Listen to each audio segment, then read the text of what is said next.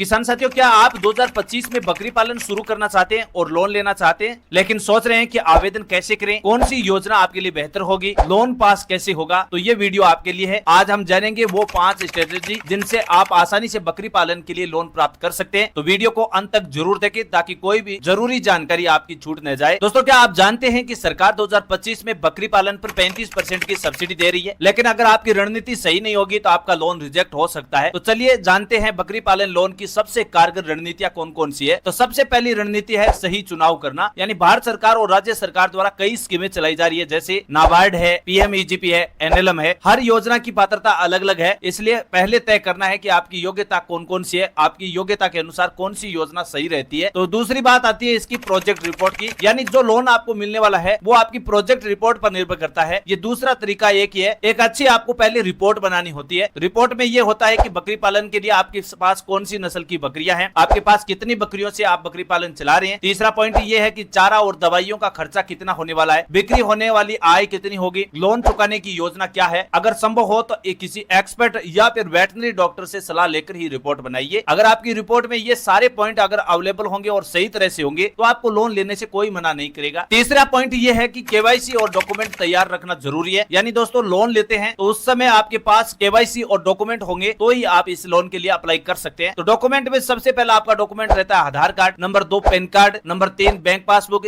Number 4 जमीन के कागजात। अब जमीन चाहे किराए की हो या खुद की हो उसके डॉक्यूमेंट होना जरूरी है। और नंबर 5 है पशुपालन विभाग से एनओसी लिया हुआ होना जरूरी है। अब एनओसी एक डॉक्यूमेंट भी होता है जो पशुपालन विभाग से आपको मिल जाता है। ये अगर आपके पास सभी डॉक्यूमेंट है तो आपकी केवाईसी और डॉक्यूमेंट बिल्कुल तैयार है। अब बात आती है कि सब्सिडी का इस्तेमाल कैसे किया जाता है, यानी जब आपका डॉक्यूमेंट कंप्लीट है, आपके पास एक रिपोर्ट प्रोजेक्ट तैयार है और आपने सही चुनाव कर लिया योजना का, और अब अगला पॉइंट यही रहता है कि सब्सिडी का इस्तेमाल कैसे किया जाएगा। तो सब्सिडी एनएलएम में आप 35% की सब्सिडी ले सकते हैं और ये सब्सिडी SC ST के लिए दी जाती है। दूसरी बात, अगर आप 25% की सब्सिडी में फायदा लेना चाहते हैं तो वो सामान्य वर्ग को दी जाएगी। इसका फायदा लेने के लिए आवेदन करते समय सही दस्तावेज और जाति प्रमाण पत्र साथ में लगा होगा तो ही आपको ये सब्सिडी का फायदा दिया जाएगा। लास्ट पॉइंट आता है बैंक और NBFC का चयन आपको सही तरह से करना है। ये 5वां स्ट्रेटेजी है। बैंक अगर आपने सही तरह से सिलेक्ट कर ली तो फिर आपको लोन अच्छी तरह मिलेगा, सब्सिडी भी मिलेगी, आपको ब्याज में भी छूट भी दी जाएगी। तो हर बैंक का प्रोसेस और ब्याज दर अलग अलग होता है, ये आप सभी जानते हैं। तो इसमें सबसे पहली बैंक आती है कॉर्पोरेटिव बैंक, नंबर 2 आती है ग्रामीण बैंक, और नंबर 3 ऐसी बैंक है जो नाबार्ड से जुड़ी हुई है, और नंबर 4 है SBI और बैंक ऑफ बड़ौदा। ये अगर बैंक आपने सही तरह से सिलेक्ट कर ली तो फिर आपको सब्सिडी भी मिलेगी, लोन भी मिलेगा और आपकी ब्याज दरें भी कम होगी। अगर आपने ये सही तरह से प्रोसेस कर ली तो आपको लोन लेने से कोई मना नहीं करेगा। 2025 में कोई भी किसान बकरी पालन शुरू करना चाहते हैं तो ये 5 तरीके अगर आप अपना लेते हैं, जिसमें पहला